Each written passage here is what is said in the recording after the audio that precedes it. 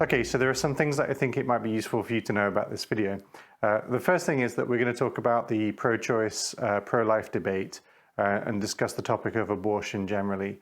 Whilst we try not to be too gratuitous about the topic, it's a sensitive topic, and so please be aware that that's the subject matter at hand. The other thing that you might not be, or isn't apparent when watching the video, but I think you should be able to, you should understand. Well, I woke up first thing in the morning to a message to find I was already late for this recording with John. My life is just getting on top of me, and I was just completely, hadn't realized it was so early in the morning that this booking was made. And so I leapt out of bed, ran to grabbed some coffee, and I haven't drank coffee for quite some time, and I've been trying to sort of wean myself off the caffeine, but because I needed to sort of, I felt like I needed to wake up real quick. I grabbed a coffee, I sat down, we turned the lights on, and we just started to record. You probably see me at the beginning of the interview sipping on the coffee.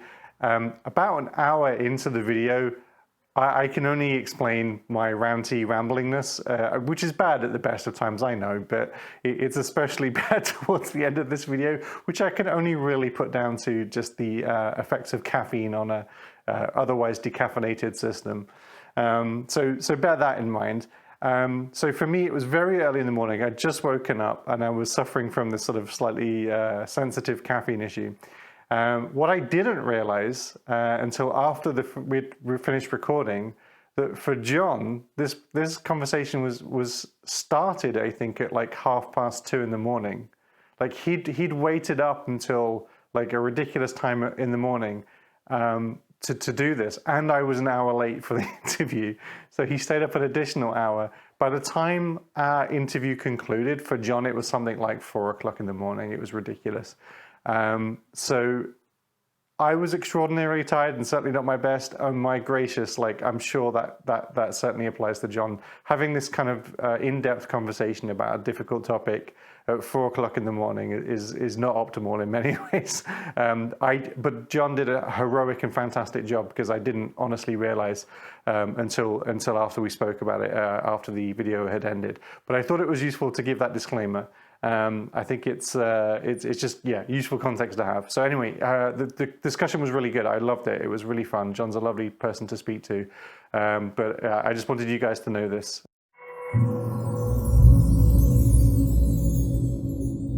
Really, when you reached out to me and sort of gave me the sort of thumbnail, I was genuinely touched that you wanted to chat to me about it, and genuinely excited to talk about it, because actually these are the sorts of conversations I really love, where it's not just sort of edging around something with somebody who's not used to talking about these things. So I guess you can sort of get to the edge of it, heart of it quicker. Yeah.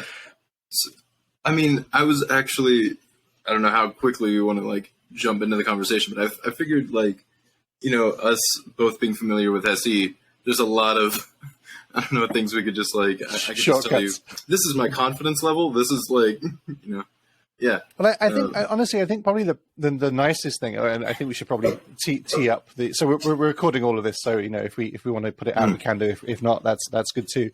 But I think there's one of the things that's nice about this interaction, more than just the shortcuts, is just the assumption of good intent. Right, that's the hardest thing. I think you need to get over with somebody who's a complete stranger. That they might be looking at you and thinking, like, why are you talking to me about this? Like, are you trying to sell me something? Is this a scheme? Is this a cult? You know, what is going on here? And I totally get that. That is a really big hurdle to get over. But that's already sort of reasonably assumed, I hope, in this conversation. So do you want to just give it, so for the sake of the video, and you know, just give us a thumbnail of kind of the message you sent to me and sort of the experience you had. Yeah, absolutely. So I was, sorry, my dog is anyway, I was scrolling through TikTok, which is, I mean, I don't know, like social media is one thing, but it's not that bad of a place. Like there's obviously, it's another video content platform. Like it's a lot like YouTube. The videos are usually a lot shorter, but there's also live streams that happen here, on TikTok. And so there will be people that are, I don't know, I think they're usually looking for an argument because they don't know about SE yet. I think that's the only reason anybody would ever search for an argument. But they're wanting to, here's a particular topic, prove me wrong or something like that, And I've seen a lot of them. I've seen, people, saying the earth is round, prove me wrong, and like, I agree that the earth is round, but I think they're specifically wanting to talk to people about, the flat earth or something like that.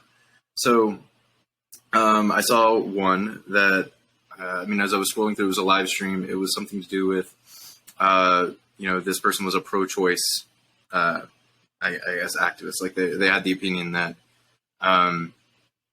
they were not pro-choice. They were anti-choice. They were pro-life. Pro-life. Yep. So they were pro-life. I am usually very strongly, I have the position that we should be pro-choice. The woman should have the rights to her own body, be able to make her own medical decisions. And so them being pro-life and me being pro-choice, I decided to,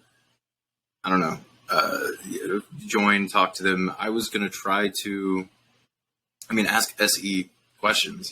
This wasn't going to be the usual SE conversation because they were, I think, the host. They were trying to get my opinion, but I wanted to, talk it out and see where we differ. See, obviously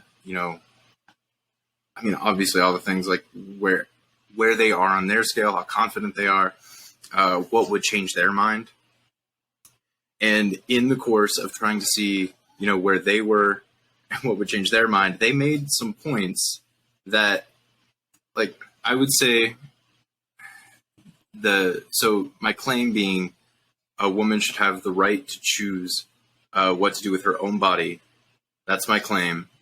And at least, like, that's a very broad claim, but at least in terms of like abortion and healthcare, the woman should have the right to choose. And I would say I was like 99, 98. Like of course there's always some gray area when, at least I think there's going to be some gray area when you're talking about, what is a person? When do we give personhood? When do we give moral consideration to, a fetus that is growing in the womb? At a certain point, it has viability. At a certain point, it might be conscious. So I feel like it's a very, nuanced and maybe complicated topic that has to do with knowing the science behind it and knowing, there's a lot of different things. And so where was I going with that? So I was very confident, but then they made some points, and I would say I am still pro-choice. Like, I'm still in the 90% confidence range, but it did take me down just maybe a little bit. It definitely caused doubt. And so that's when I reached out to you because there's just some things that I was having trouble navigating, and I wanted to talk to somebody about it. And yeah, I consider you to be a really good street epistemologist, so I just went for it. That's very kind of you. I think one of the things that's immediately apparent about one of the things that's really interesting about the pro-choice, pro-life debate is it's a space where people's morality, binary morality, in the sense that they are either for or against, comes up against something that isn't binary at all. And so, you know what I mean? It's like you're trying to apply like a digital scale to an analog system, right? And at some point you have to make a decision, and that decision's never going to feel like true, not empirically, like externally true. There's nothing true about it. So, for example, people talk about the potential for life is the thing that we need to be protecting, and yet so many things have the potential for life that intrinsically we don't respect. That's not a moral intuition that we really live by on a day-to-day basis, even those people that are pro-life. And we also, when people say they're pro-life, they're very specifically pro human life in this very specific set of circumstances. Yeah. And it's not genuinely so. So what we tend to find, I think, is morality is this kind of shortcuts. It's a kind of set of principles that we say that we want to adopt to help guide our actions and also help us judge the actions of others so that we can understand how we might relate to them. So, for example, when we meet somebody who's a foreigner from a different country and from a different background, one of the reasons why that might make us feel a little bit uncomfortable is because we recognize that their moral intuitions may be at odds with us, and therefore we are less able to reasonably predict what they might do in any given situation. You know, we can't know that they would go right and go when we would go left, and they might. And so, in some sense, I guess that's sort of admitting to ourselves that we recognize that our moral intuitions aren't actually empirically true things about the world. They're just positions we've arrived at, and that they might be wrong and they might not be shared by other people. So morality is a very difficult area. And then when you take this kind of very fuzzy concept of morality and moral intuitions, and then you apply it to something that's actually empirically true, that there is a baby going to get born at some point, right? And or not, you know, then it becomes very difficult. And now you start to try to draw lines in sand which are entirely arbitrary and strange. So I think without trivializing it, it's a fascinating subject area, like, because it really sort of highlights this issue between morality and reality in a really sort of obvious case. So what would you say your best argument up until this point for being pro-life was? Absolutely. Pro-choice. Sorry, what was your best argument for being pro-choice? You've got me doing it. So, the most convincing thing that I've ever heard, and this, I'd say if I had all my reasons in a basket, this would be the one that I weight the most. So there was an American philosopher named Judith Jarvis Thompson, and she was a professor. I'm not sure what exactly she was a professor of, but I know she was. She specialized in an ethical area, right? And she's a professor of philosophy. I don't know if she. Yeah. Anyway, Judith Jarvis Thompson. She wrote a essay or a book. Not exactly what it is, but it's called "In Defense," or let me see. Let me bring it up. A defense of abortion. A defense of abortion. I think it is. Mm-hmm. Yeah. And so in this essay, A Defense of Abortion, I could read it or I could summarize it, but I think just a summary is that, let's say you wake up one day, you're lying on a hospital bed, something similar, and you are not sure where you are. You just woke up in this situation, and I don't want to butcher it. Let me pull it up real quick. Isn't he a violinist that you're yes. You're lying in the hospital bed, and there's the famous violinist who's dying, who basically you're wired to him, and you're told that you need to remain incapacitated in this sort of sickly state, connected to him with this blood transfusion going on for 9 months whilst he recovers, and you've got no choice in this whatsoever. Pretty much. It wasn't blood transfusion, but she went with a fatal kidney ailment. Right. She says, the Society of Music Lovers has canvassed all the available medical records and found that you alone have the right blood type to help. They have therefore kidnapped you. And last night, the violinist's circulatory system was plugged into yours so that your kidneys can be used to extract poisons from his blood as well as your own.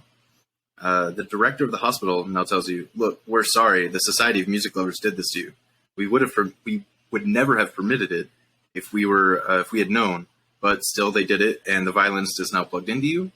And if you unplug, you would kill him. But never mind. It's only for 9 months. By then he will have recovered from his ailment and we can safely unplug you. Mm-hmm. And then she asked the question, is it morally incumbent on you to accede to the situation? Should you give over your life for the next 9 months being hooked up to this other person? And can you decide to end that situation? Right. Yeah, that for me has been the most convincing. Like, I should have the right to my own bodily autonomy. And like it's hard to put it in simpler terms than that. Like it's, I think that's an interesting. So would you say that that thought experiment is analogous to a pregnancy? For the most part, yes. So we have, and there are some people that would argue, right, that you engaging in the act of having sexual intercourse is, you know what can result from that. You know the risks. So for you to engage in that activity, you're accepting the risk of, a baby might be the result of that. I, like many others, would say the consent to sex is not the consent to being pregnant. It's an entirely different thing to have another being growing inside of you. That is a situation on its own. Mm-hmm. So for me, and on top of that, you could have consensual sex. You could use all sorts of,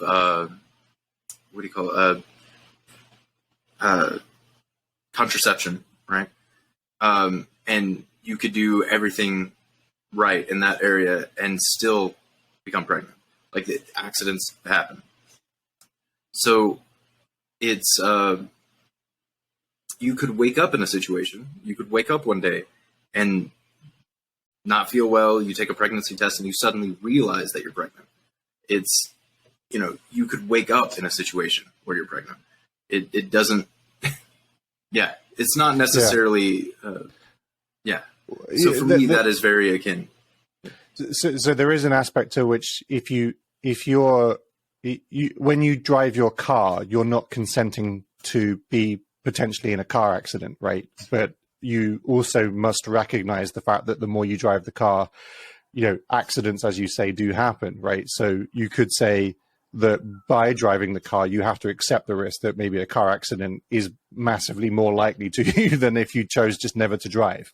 Massively reducing the risk, but then you're not able to drive the car. So there is that, and I guess there's also the non-consensual components of this, right? There are definitely situations where pregnancy can result non-consensually from non-consensual sex, and so that might be.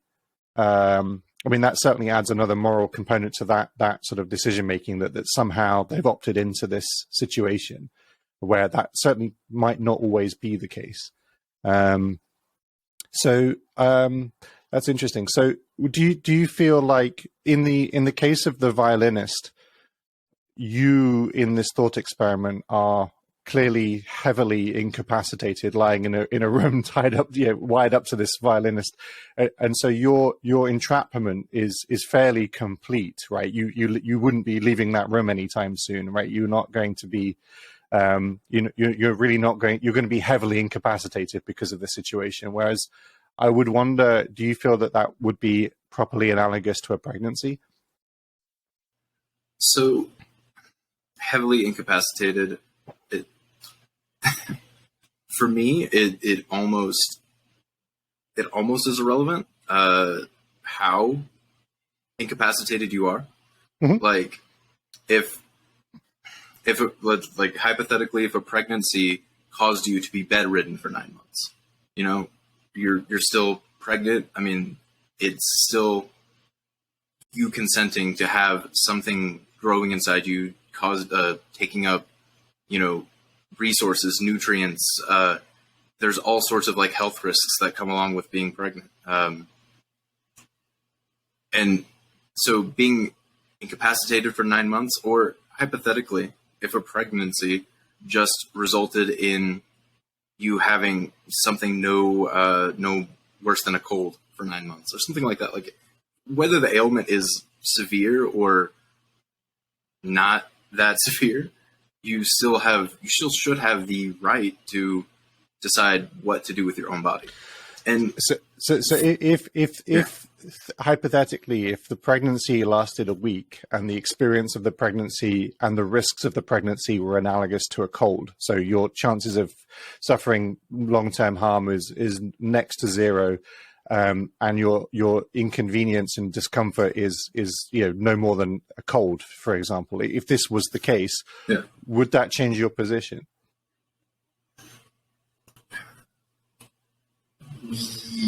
And this is where it gets gray. But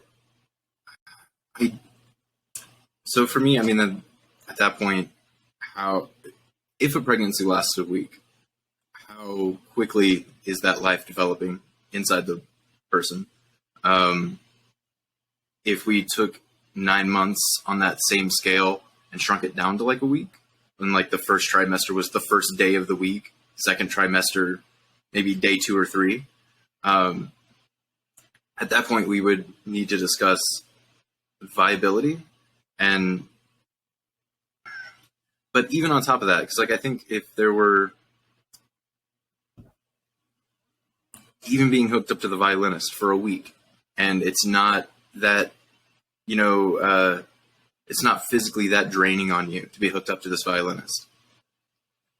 This is where I still think you should have the right to, terminate whatever situation that you're in. You are not consenting to that.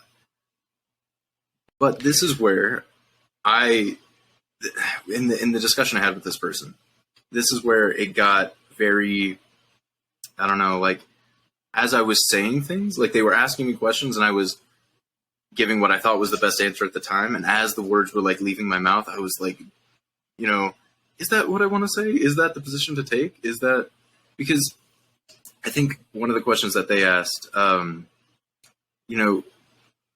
similar to like, okay, if the fetus is outside of the womb, right? When I say that, at that point, it becomes a baby. And when the baby is out of the womb, you've given birth to it. Are you morally obligated to take care of this baby? Like, this defenseless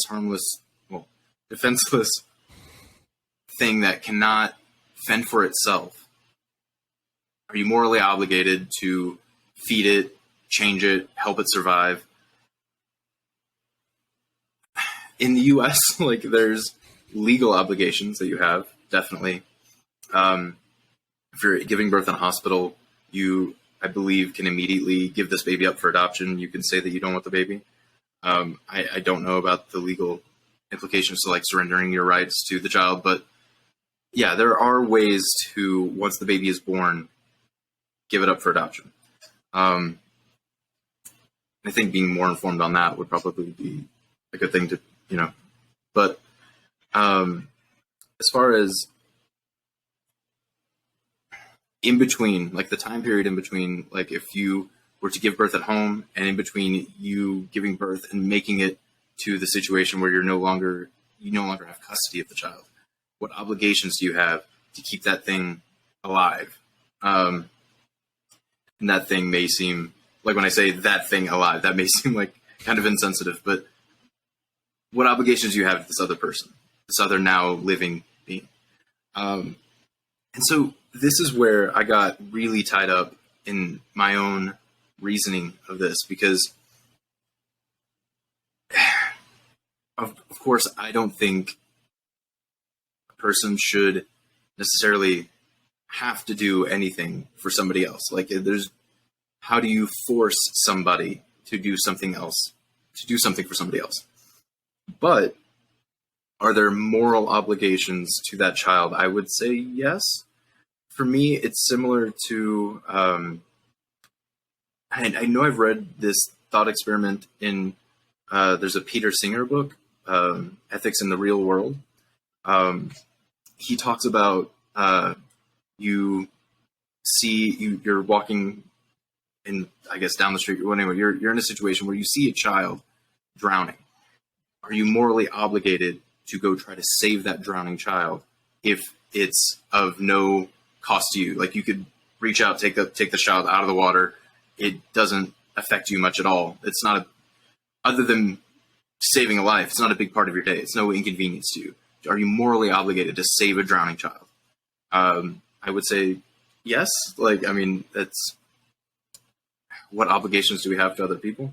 But I would say yes. But then what if by stepping into this water to save this child, you ruin your new $50 pair of shoes and it's of inconvenience to you? And you're on the way to a job interview, right? That's the usual framing of this.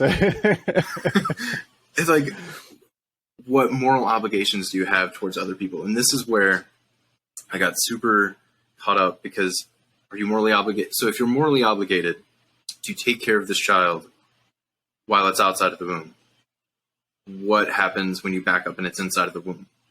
It's in you. Are you morally obligated to protect this life, carry it to term, care for it? And this is I don't know. This is such a weird question for me, because I think this question is one of the ones that I've had the most trouble navigating. Is, does your moral obligation, like let's say you are morally obligated to, there's a child that, you just gave birth to, you're, I guess, you have the most agency in the room, and you're morally obligated to take care of it. Does that mean that the child has rights to your care? If you are morally obligated to take care of the child, does the child have rights to get care from you? Okay. And that blew my, I don't know. No, that's cool. That's cool. So here's the question that I think is really important. What does it mean to be morally obligated? Yeah. Okay. So, yeah. Okay. Give me a second. That's all good, man. Okay.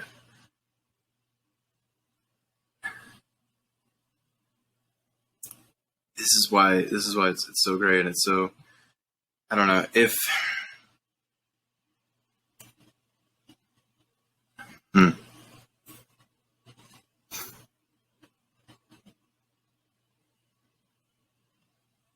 that's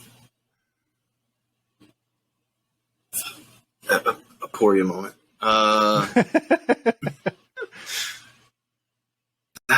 Crap.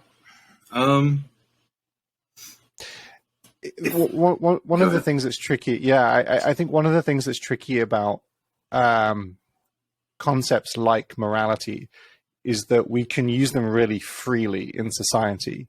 Yeah. And yet when we really, and in fact, we use them so freely and so frequently, it's almost like an assumed truth about the world, because moral people would agree X, right? Like, we would all collectively agree that X is the right thing to do in a given situation.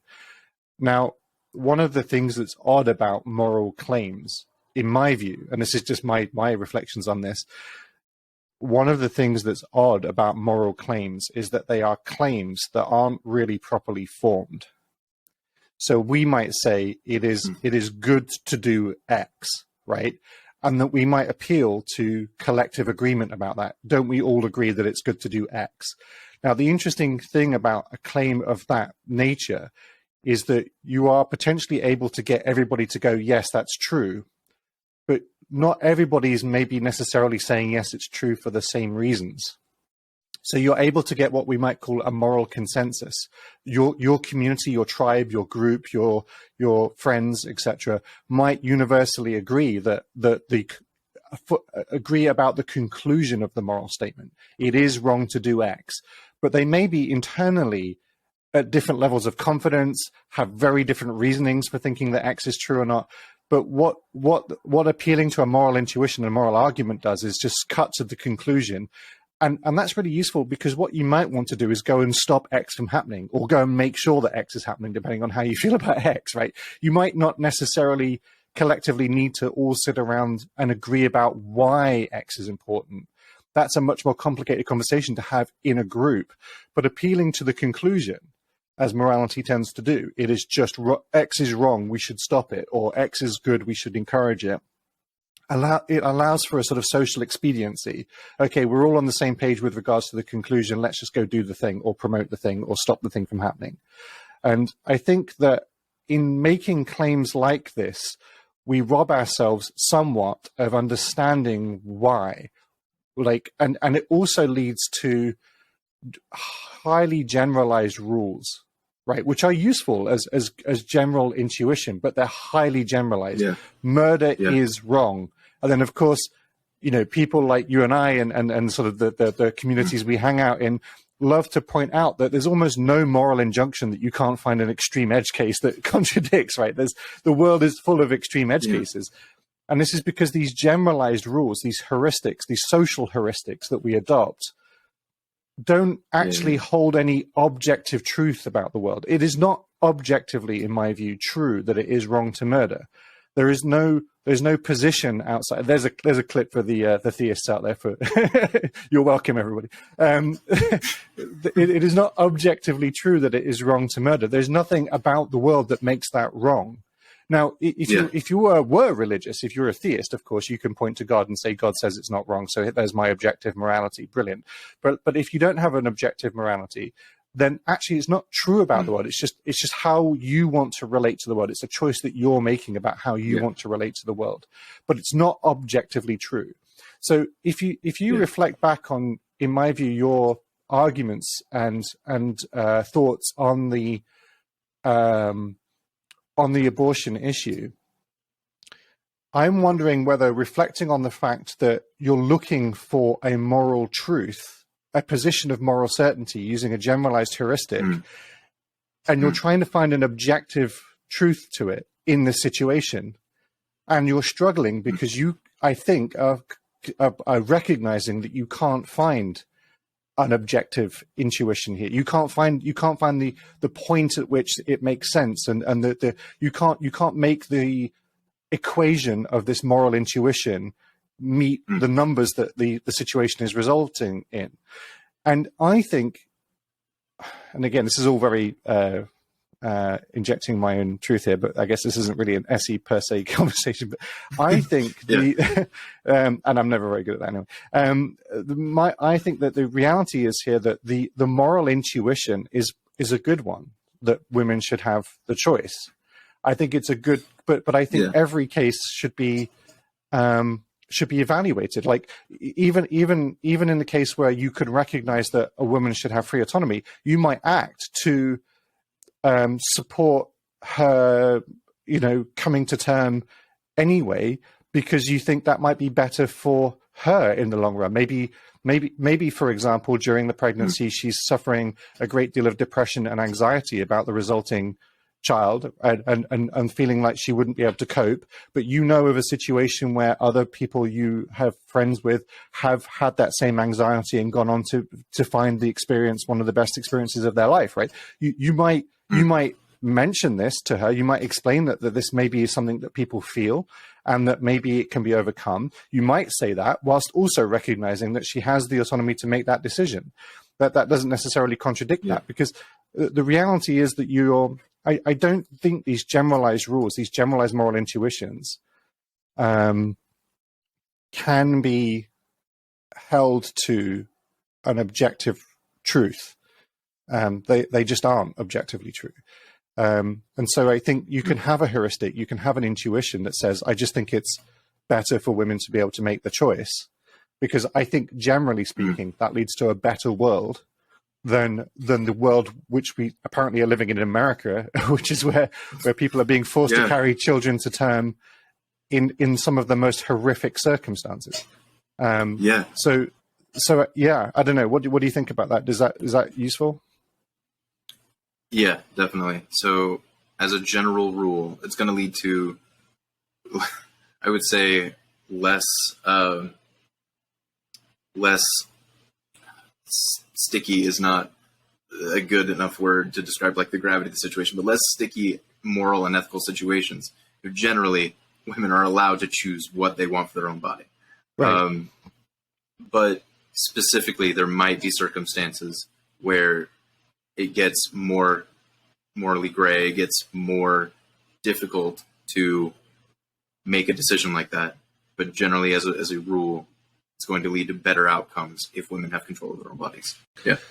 So one of the components here is making the decision for somebody else as well, right? My moral intuitions might say it's wrong to eat meat. So that might be my moral intuitions. I might find that morally reprehensible in terms of and so I choose not to eat meat. But I can't expect the person standing next to me to adopt my moral intuitions. It might motivate me to speak out against that and say, hey, you shouldn't really eat that and be really boring during dinner. But the reality is that I cannot expect other people to necessarily adopt my moral intuition. So one of the problems with socially moral issues that are applied to a social level is that we are trying to get that universal social agreement that this moral intuition is true and correct. And we feel that then justifies the truth of it. So it's a sort of an argument from majority opinion, if you like. I'm sure there's a better way of framing that, but there's an argument from consensus. And I think that the truth is that people will feel that if they surround themselves with people that say X is wrong, and there's a lot of them, or maybe even more people say X is wrong than say X is right, then it must be just true. And those people that say X is right must be absolutely wrong. So and almost like they feel like they're able to claim something is objectively true because it has majority opinion. It's a bad argument, right? Just because everybody thinks the Earth is flat doesn't make it any flatter than it is currently, right? It just doesn't. So it's so I think again we get wrapped up in this idea that we're almost able to claim that this moral position is objectively true about the world. And we almost feel entitled to be able to do that and act aggressively to those people that would deny it, just like we might act with at least high levels of frustration if somebody was to tell us that the Earth is flat. Sorry, flat Earth is. So I think, I think it's really difficult. And I think the problem is when people feel that moral things are objectively true about the world, and then they try to prove it scientifically almost. They try to unpack it and say, this is the number of cells a fetus needs to have before it becomes a child, and then more, or they say, okay, this is the point in the pregnancy where it becomes, that's the tipping point, or okay, after birth, after the child is there, then you can use this experiment to prove this edge case. Or what about the scenario where the child, the pregnancy resulted from this situation?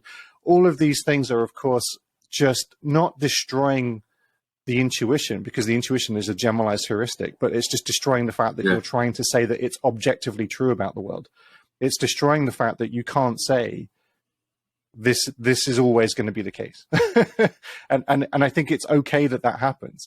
You can have a generalized heuristic, like it's wrong to murder and murder somebody because it just so happens that a situation has come up where you personally feel that this is necessarily the right thing to do, even though you'd still hold on to your generalized heuristic of it's wrong to murder.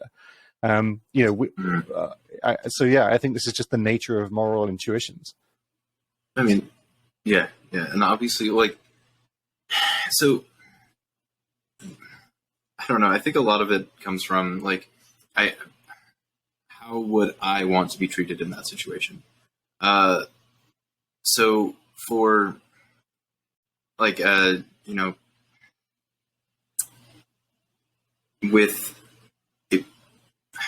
do I say this? If I were to become pregnant, me personally, if I were to be able to, have a child in the womb, I would want to be able to make the decision medically. Like it's healthcare. At a certain point, there could be that the thing growing inside me, using my body, might affect my health. And in that situation, I would want to be able to make decisions about my health. So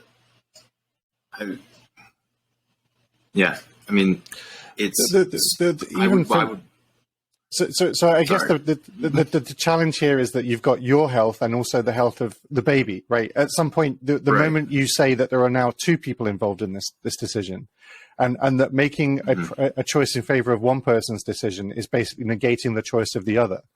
And you know, so Yeah. if we empathize with, and again, this is one of these reasons why these arguments get bogged down, because one group is heavily empathizing with the child and saying, "What if you were the baby?" And another group is heavily empathizing with the mother and saying, "But what if you're the mother?" Right? And so the problem here very much is that these two people's best interests in these specific cases are contradictory odds with each other, and so that I think empathy is hugely important, right? And actually, really, in real time, applying empathy allows you to stop making generalizations that say, you know, just as in the case of America, right? So even now, I think Republicans who were pro-life and were celebrating the bill that basically banned abortion in some states in America, all the bills that ultimately led to that, are now recognizing that, okay, this generalized blanket statement is causing some horrific headlines, you know, just truly atrocious, you know, barbaric situations to be occurring, because they've applied this very generalized and very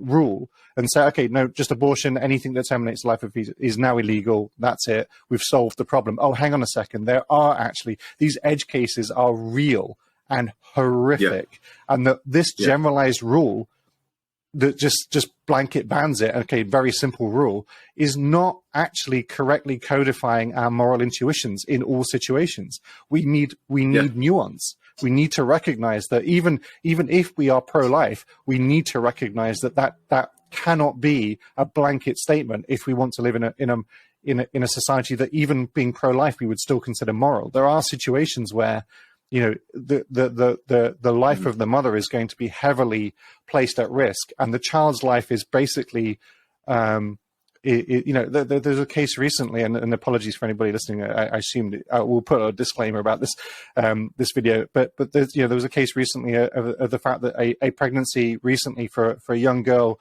was already failed, but they weren't able to remove the fetus because of the laws, and so she was just going to have to go home and deal with it. Yeah, it still technically had a heartbeat.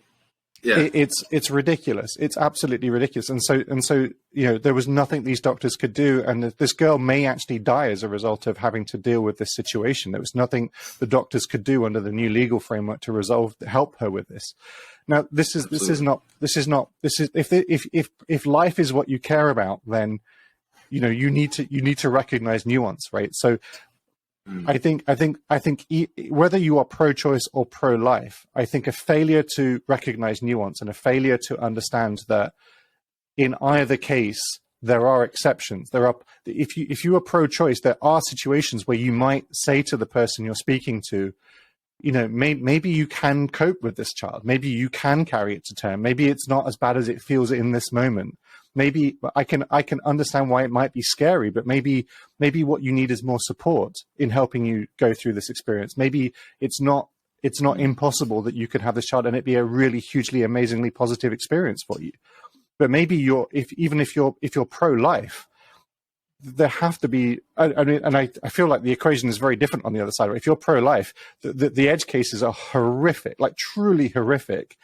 And that, you know, exceptions need to be able to be made, right? You cannot be all or nothing. So yeah, I think it's incredibly, but I think the reality is that this is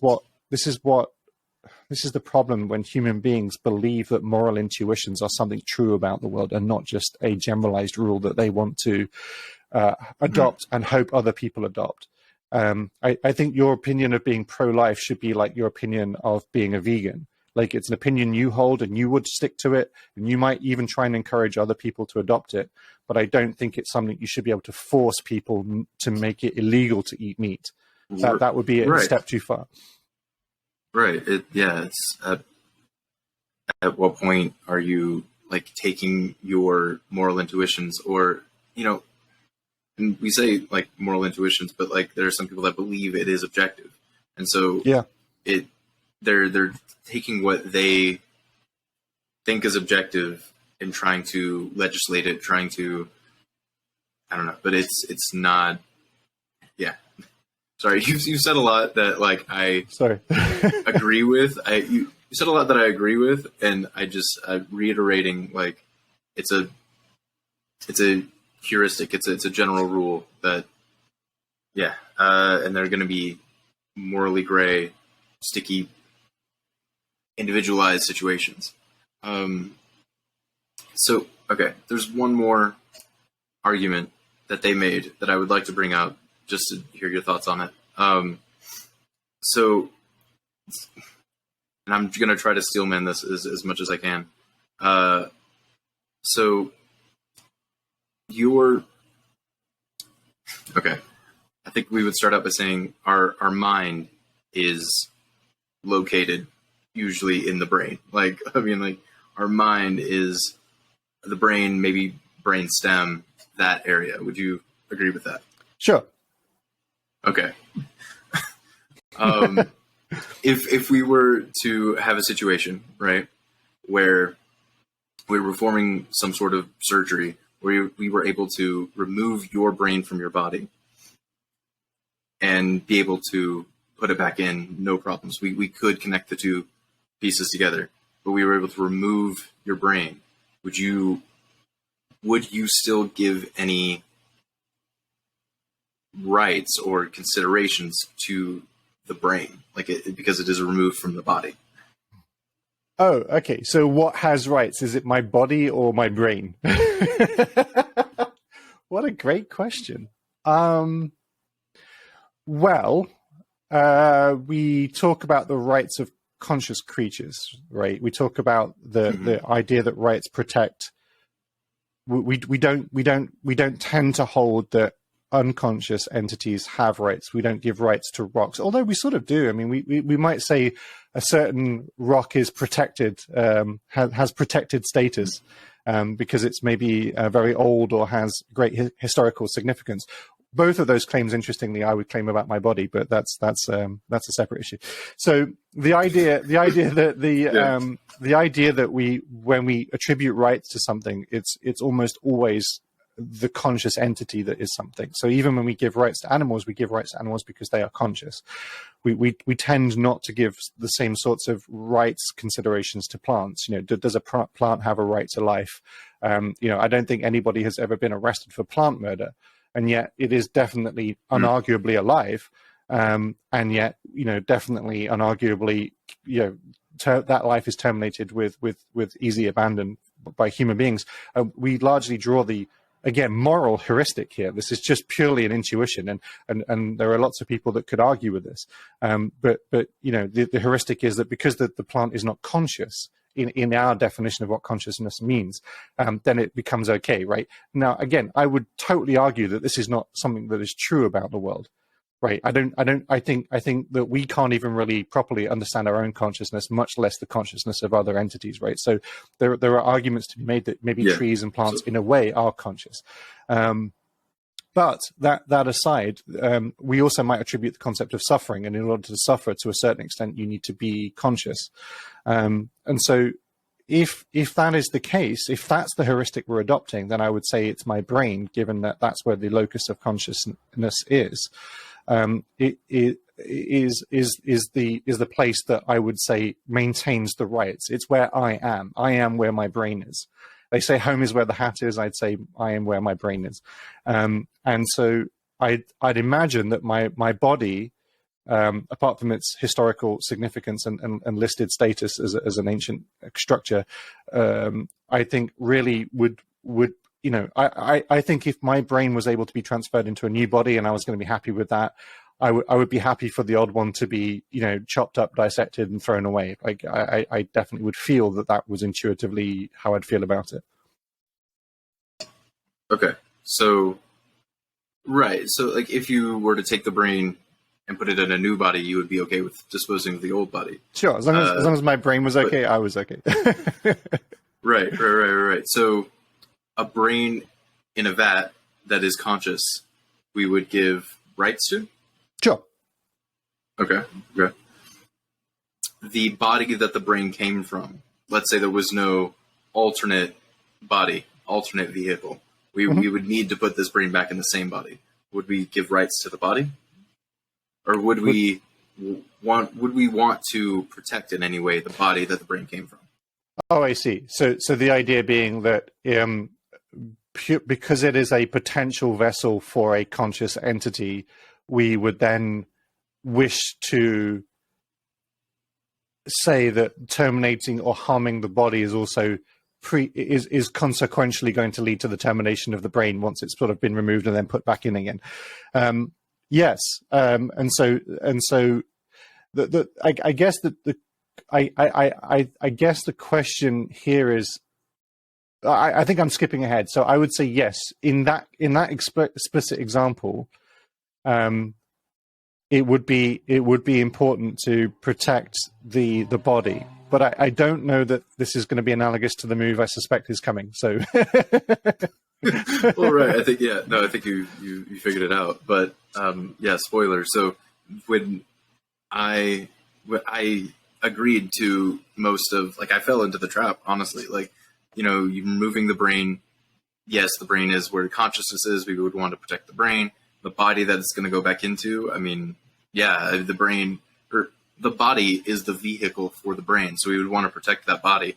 And then that's where, yeah, like we would want to protect the body, the fetus, like as soon as sperm meets egg, that is a body that we need to protect in order to, have the brain come in. So I would in that example, doesn't it not apply or infer the idea that somehow the brain is somewhere else waiting to enter the body? Like the brain already exists. So in the body example, right? My consciousness, the person that I think of as me, or that thinks of itself as me, exists already and is now sort of temporarily moved somewhere else, right? So now it's in this theoretical jar that's keeping it alive for a bit, and while they're doing stuff on my body, right? And and in that example, my brain would be not able to survive, right? So it still exists; it's existing already. It's consciously has experiences, and it's a real brain. And then it goes back into my body, and then I'm alive. In the example of the fetus, though, it's a body without a brain. Like at some point, if your brain is only a few cells through the development, whilst there's the potential for a brain there, I don't think we would say that it was a brain.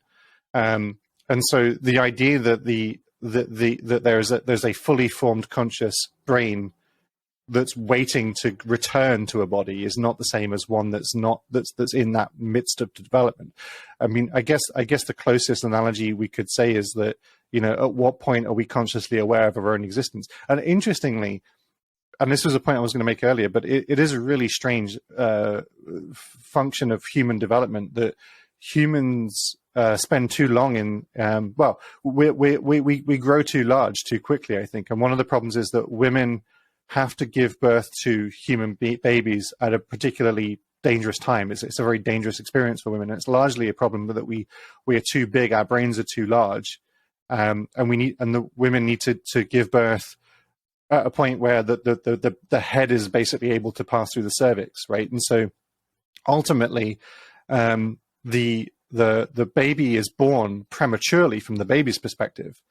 The baby is always born too early. It cannot survive on its own. It has zero chance of survival without a massive amount of care for the next few years.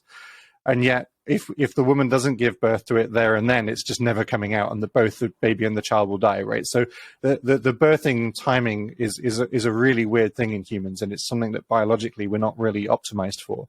So the idea that the child is born early, and also in some regards it's born late, so it's too late for the mother's comfort and too early for the child's ability to survive on its own.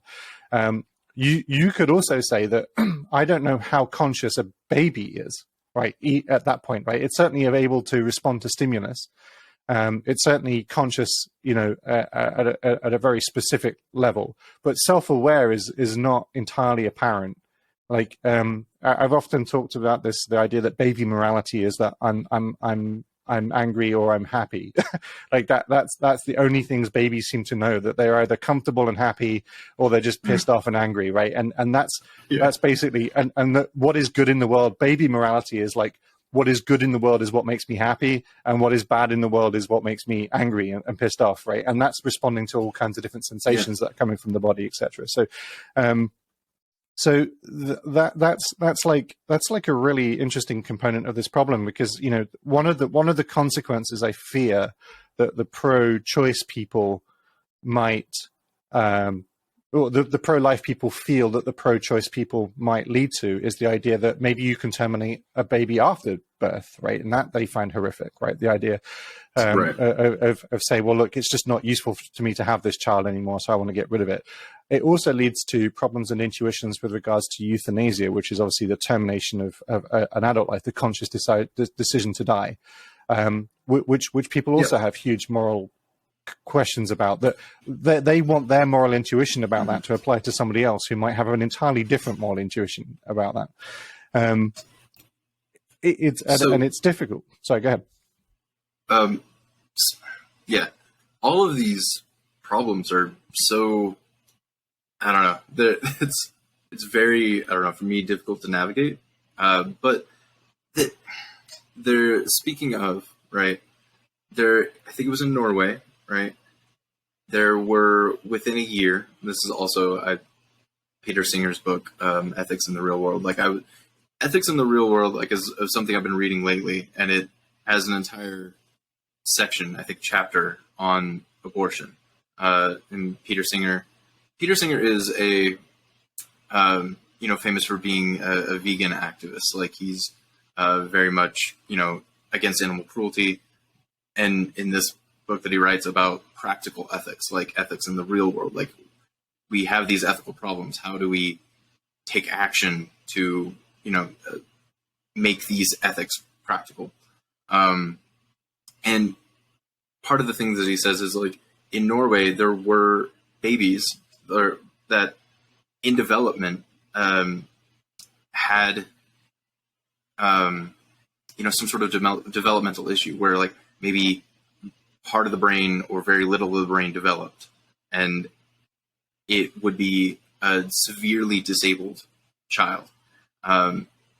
If it did survive pregnancy, it would, its outlook on life is grim. And there are babies that could have been born that they would have been so disabled, right, that their quality of life is not good. There were decisions, right, to take, euthanize the baby. And that's, the doctors made this decision along with the parents. The parents of the child, their opinion of it was, paramount. They had a lot of say in it. But the doctors also medically evaluated that these children are not going to have good quality lives. They're going to be severely disabled. And so the choice was made to terminate, I think, pre-birth, or maybe even very little after post-birth, or something like that. And I would have to read more into it, but I don't, and this is the thing, these moral, generalizations of, is that murder? Is that wrong to do?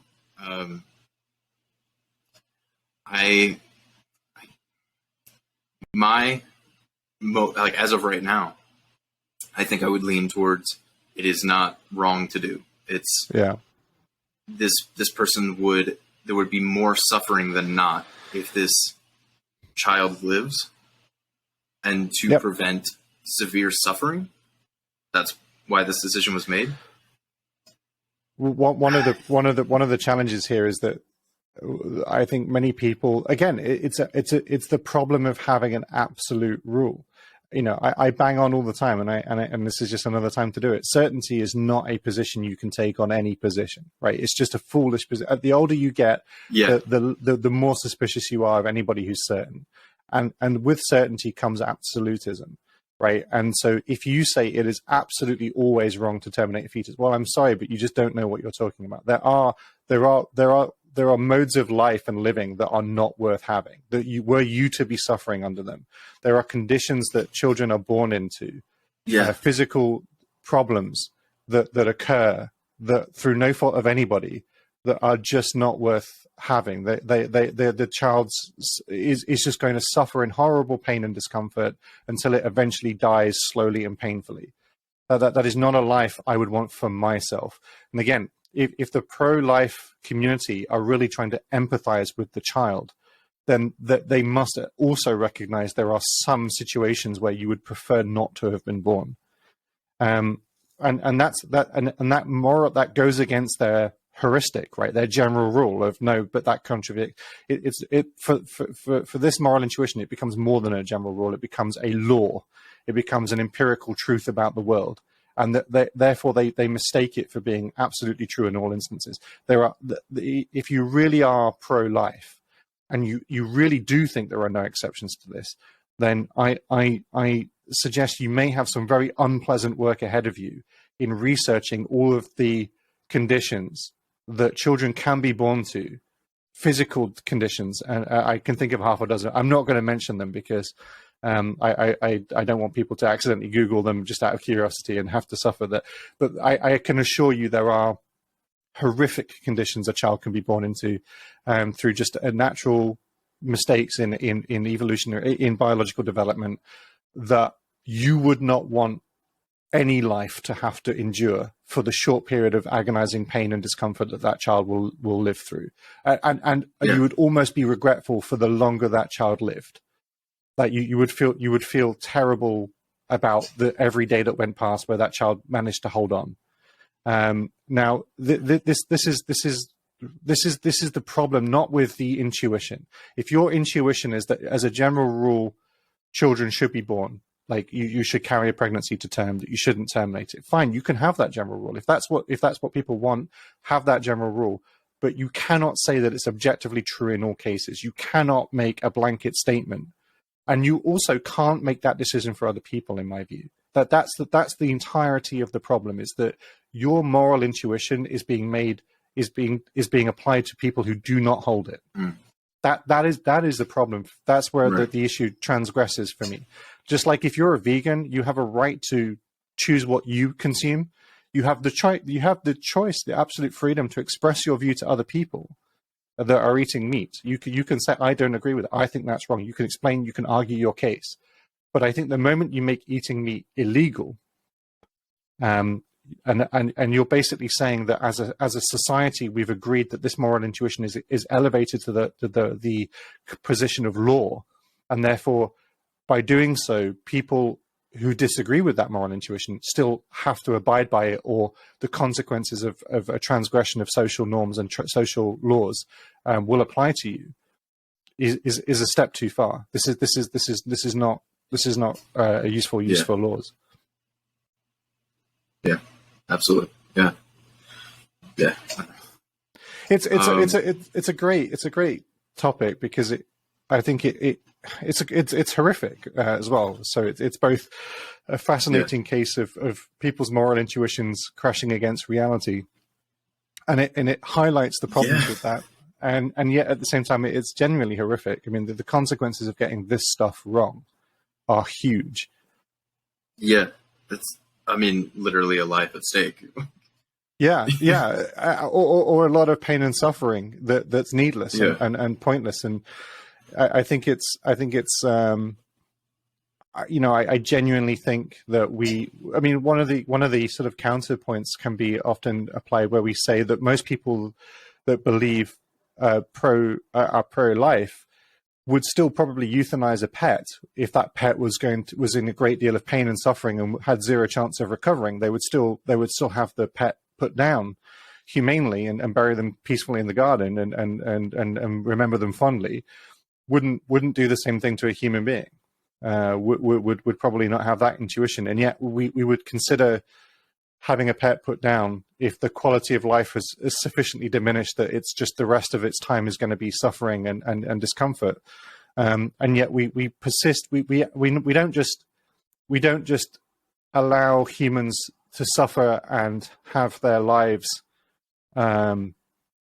ended respectfully, but we actively work to prolong the period of time where a human being's life is in this diminished state, where they might choose otherwise if they had the choice. because we have this general heuristic that we should always try to preserve life. And it's a great heuristic. 90% of the time, it's a fantastically useful heuristic that I'm really glad that we have. But again, once we transcend this moral heuristic, this moral intuition, to apply to every case without exception, and we try to elevate the idea of a moral intuition to the level of a objective truth about the world and a law as a result, right? We now run into these problems where we're actually maximizing the suffering of some individuals in a way that just doesn't make sense. And most importantly, in a way that most of us never really have to confront. Yeah. Like, people that aren't going to, like, and this is this is also a disclaimer that, like, I would maybe want to say, like, I am a man. I am never going to get pregnant. There is never a situation where I'm going to have something growing in my body. But I feel like this is where sympathy and empathy, like, you need to be able to put yourself in the shoes of a person that can get pregnant. And, like, I'm never going to go through this situation. But for me to have a moral, like, for me to say something is absolutely, this is absolutely wrong to get rid of life, and then impose that on somebody, like, I'm never going to go through that. Like, it's just that for me is a. I empathize with the why you say that, but I think we are accountable only for our own expressed moral intuitions, right? The fact that we have a moral intuition is as a rule that we live by and apply to ourselves, right, is perfectly internal, right? And I'd say everybody has the right to their own internal moral intuitions. We stop having the right to exercise those moral intuitions the moment they contradict the laws, the codified laws of society, and also I would argue the autonomy of other people, right? The ability for other people to live a life free of harassment and harm.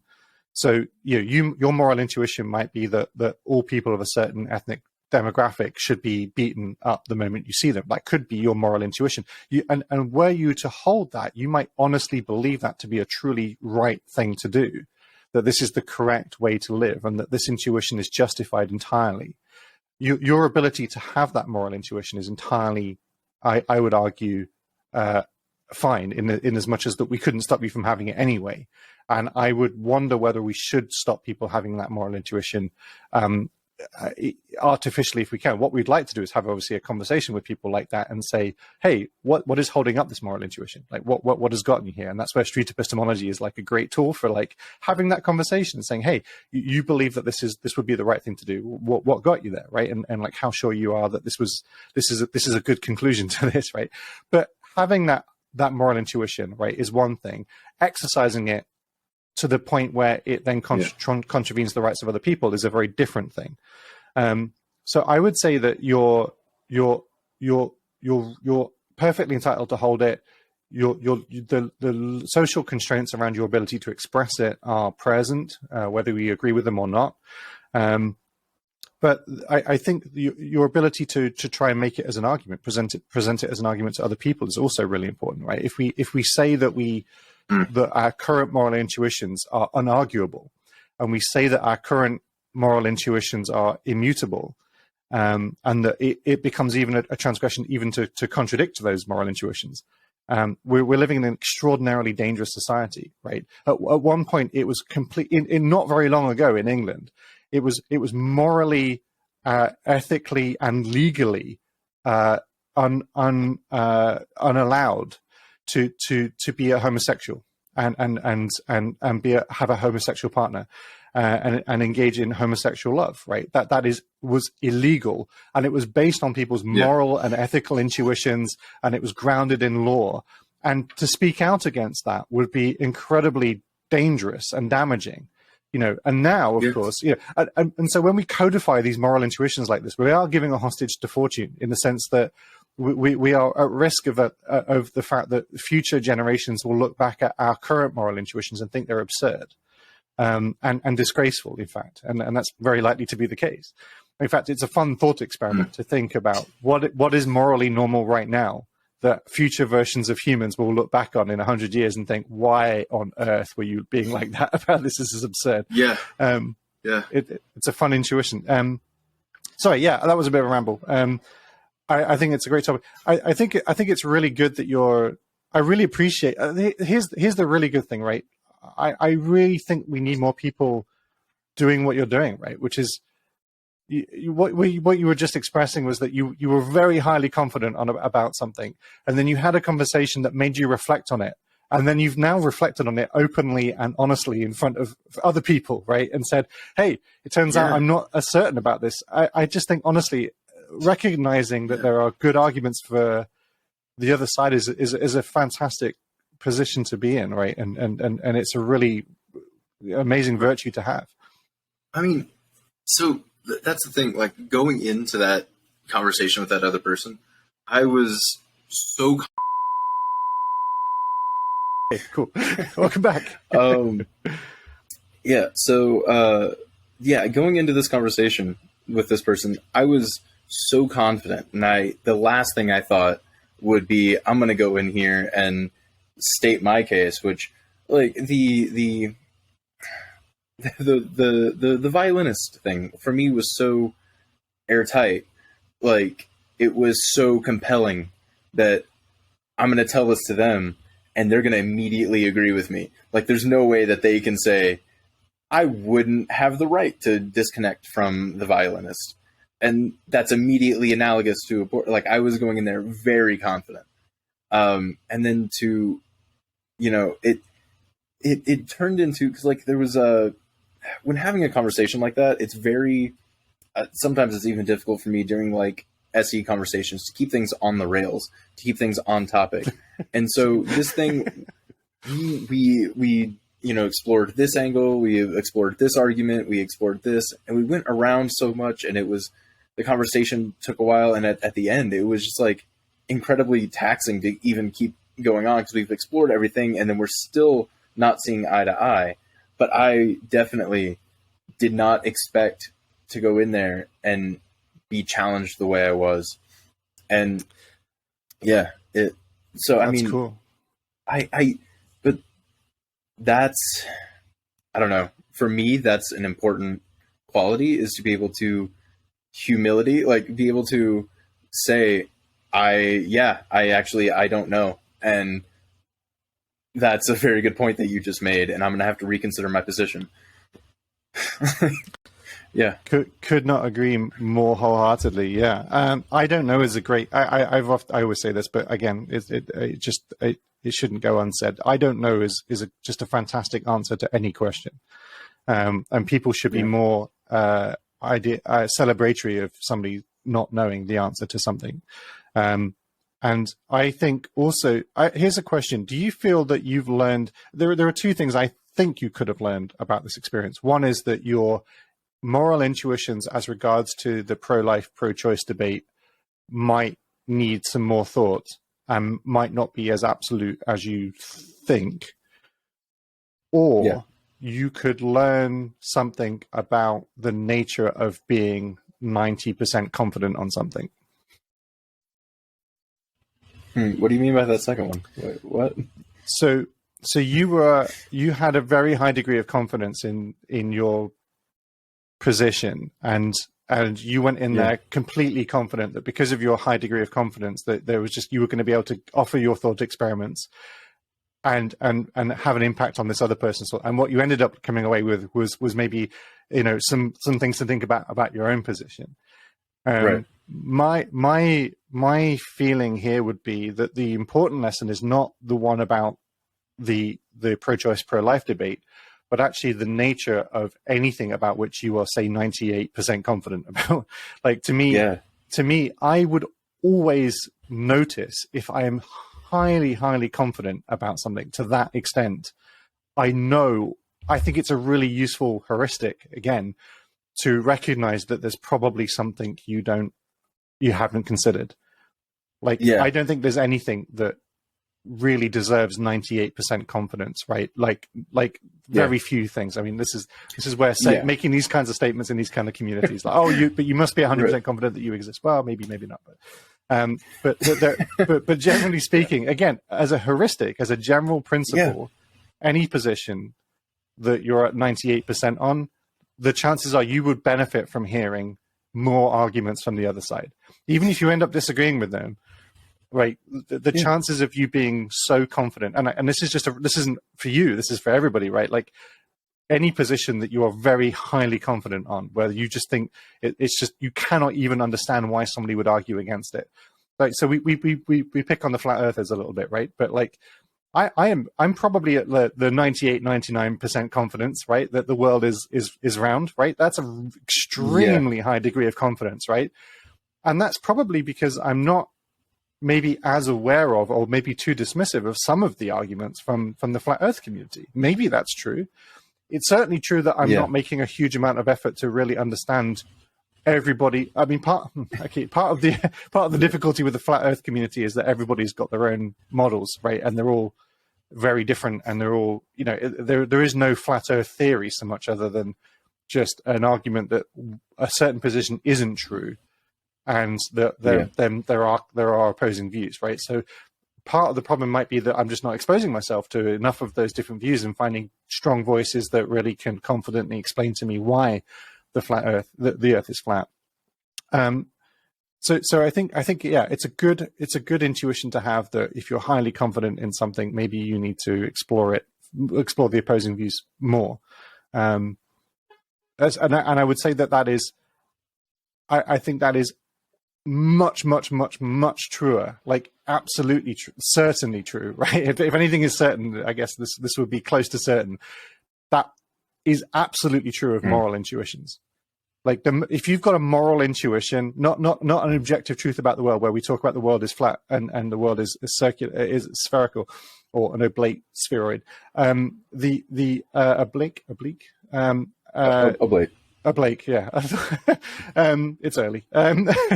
So the idea that's the that there's a truth to that, right? There's something true about the world that we're making a claim about, right? So we can measure that, and there's some thought about it. But when we talk about moral intuitions, right, never make the mistake of thinking they are true. They might be useful, but they're never true. And you might get agreement about them, but that doesn't make them any more true. And I think if you have a moral intuition that says X is always wrong or X is always right, I definitely think it behooves you to explore that opposing view more, because I've never met a moral intuition that isn't susceptible to at least some kind of counterpoint, some edge case thought experiment that might make you reflect differently. Yeah, absolutely. Awesome. John, this has been brilliant. Sorry for talking at you more than perhaps I should have. But I woke up this morning. I leapt on this call after missing several of our meetings already, and that's just an atrocious thing. And then you've been ridiculously interesting and offered a fantastic subject to talk about. I can't help but rant. Do you have a sense of what morality might be now? Do you have a feeling about what morality is? Yeah, I mean, you've definitely offered things that I had not considered before. I mean, that's like this entire experience is, talking to people, and I'm thankful of other people being able to talk about this, and I bounce ideas off of you, and even then, so morality now is, a general, we have, I don't know. I'm honestly not sure what morality is anymore. It's all good. It's all good. I definitely know that there are certain situations that, when we approach things, we want to, relative to ourselves, I don't know. I'm still golden rule. If I wouldn't want it done to me, I shouldn't do it to others, or treat other people the way I would like to be treated. Right. I feel like that's, for me, a good baseline of, how to interact with the world. It's a great general principle, but then we also we also recognize that even that golden rule, as golden as it is, immediately breaks down in certain edge cases, right? So in the case of abortion, of course, to whom are you applying the golden rule? Are you applying the golden rule to the mother or to the child, right, or the fetus? Right. And in the case of prisons, are you applying the golden rule to the prisoner? If what would you like to have happen to you if you've been caught stealing? You would like to have happen is that you would like to be released, and handed the goods that were taken from you. That would be what you'd like to have happen. So it's but again, that doesn't mean it's not a good general principle. But the moment we elevate it to the golden rule, this is just objectively true about the world, and we can say it for certain in all cases. Nothing holds up to that standard, and that's okay. We can still have these general heuristics, these general principles that guide us, but we don't have to make the mistake of assuming that they must be objectively true about the world.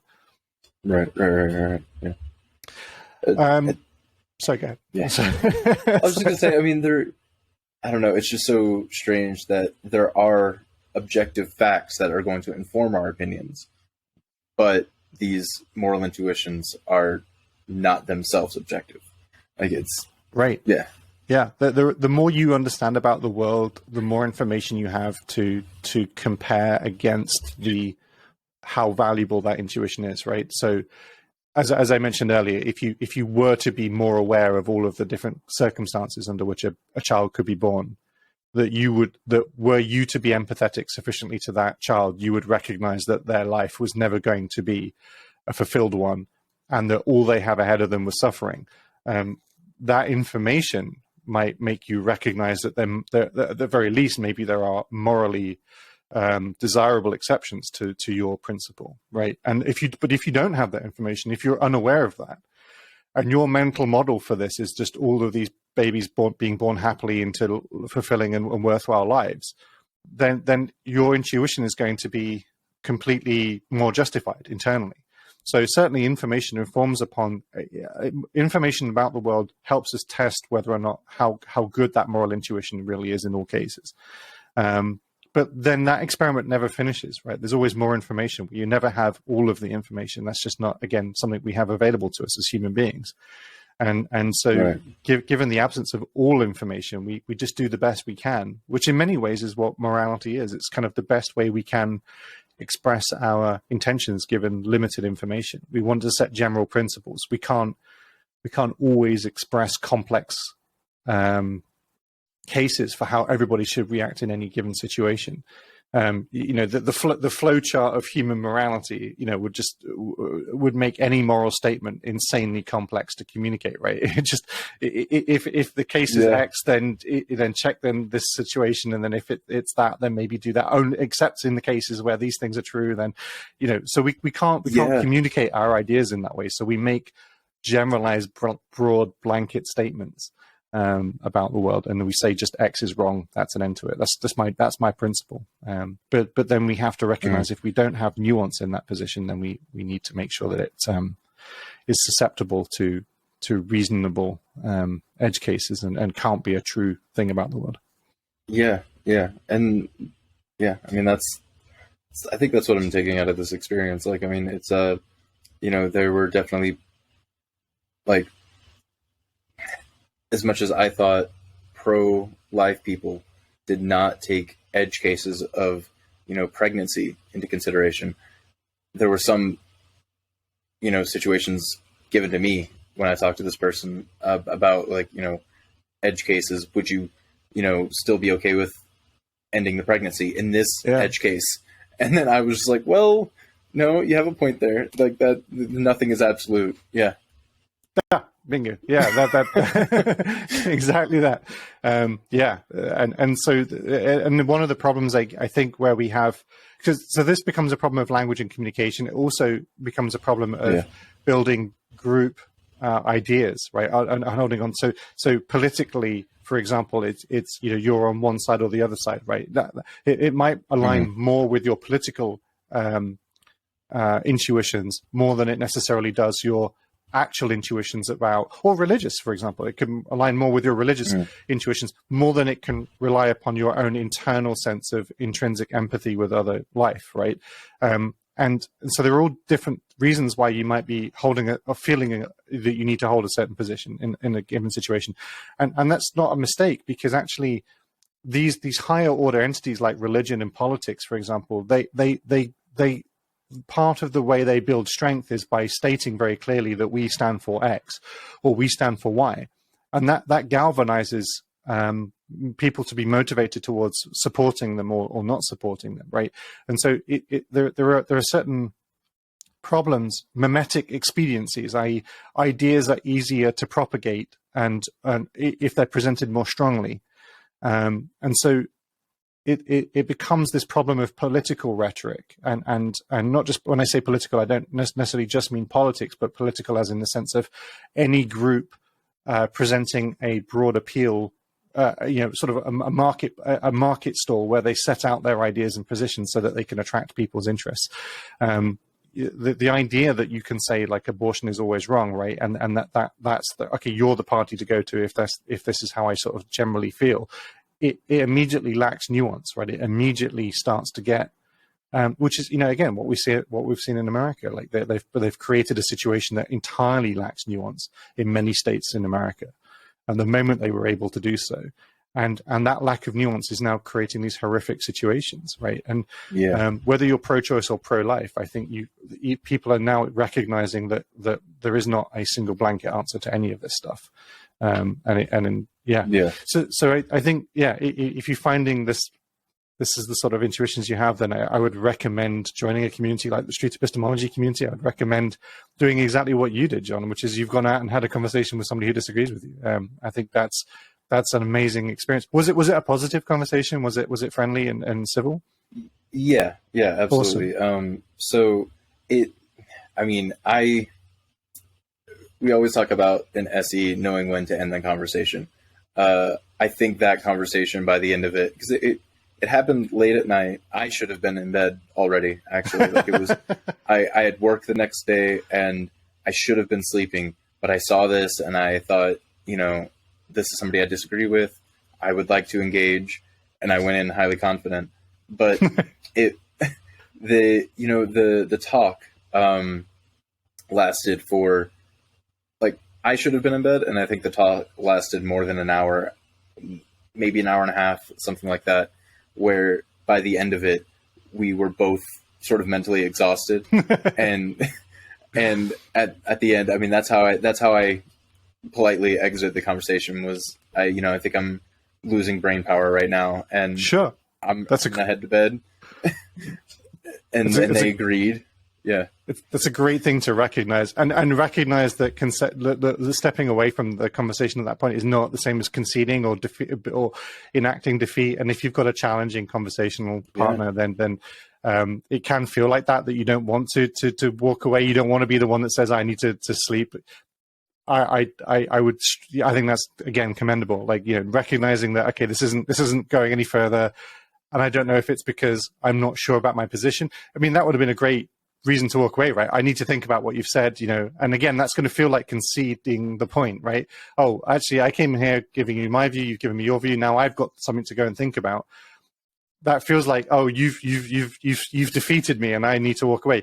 I think people need to just forget that sort of lure of the internet, sort of feeling of like, at the end of the day, it sort of matters more what you think and how you've arrived at your decisions than it does the other person, because you're the place where it's going to affect more immediately in terms of your own experience, right? And so just be selfish. Just say, I hadn't thought about that. I'm gonna go away and think about that, right? And if you want to claim victory, that's on you, right? That's your world that you're living in. I can't control that, but I want to go and think about it. And and that's because I'm selfishly going to consume this information and spend some time reflecting on it. And that's the right thing to do. So yeah, whether it's just that or whether you just recognize you're too tired for the conversation, yeah, I totally agree. Speaking of being too tired for the conversation, I apologize. This has been going on for an hour and a half in this conversation, and as you quite eloquently putting out, we should be. I need to be better at recognizing when to end these things. So maybe now might be a good time to pull it over. But John, honestly, mate, thank you so much for doing this. It's been an absolute pleasure and a charm. It's a great conversation, a great topic, and we should do it again. Yeah, and please do feel free to reach out to me, and if ever you have a similar thing, and I assure you I would do the same. Were I to be sufficiently confused about or wanting to talk something out, and it's happened to me before. So I do this. It's always a charm. So quality questions. Is the channel doing well? Is it growing steadily?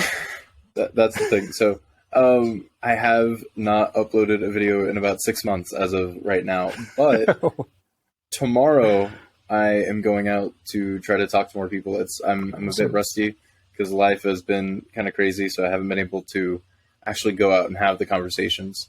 It's either, we're busy this day that, I would have available to do it, or we're not busy, but the weather outside, heat wave. Like, I don't want to go out in the heat wave, and I don't think other people. Yeah, so I'm not gonna. Even if I went out, I'm not gonna get any conversation partners, or not enough to make it worth standing on that heat. So, yeah, it's been a while, but tomorrow is the day. I'm, excited, and hopefully, yeah. But other than the hiatus, the channel is going well. Yes. That's awesome, man. I think the pressure that we feel as content creators, I really hate that term, but the people who try to have a channel and want to fill it full of stuff, right? It's an artificial and pointless pressure. Just do it when you feel good about it, and don't worry about it. Yeah. I guess if you've had a break, I definitely haven't uploaded for a little while, so hopefully this video will get up there and start to address that also. But yeah, look, regardless, man, best of luck with the channel. Quality questions, do go check it out and subscribe, and I'm going to be continuing to watch, and yeah, hopefully we'll chat again soon, but for the sake of signing off, John, thanks ever so much. It's been a real pleasure. Same, Will. Anytime.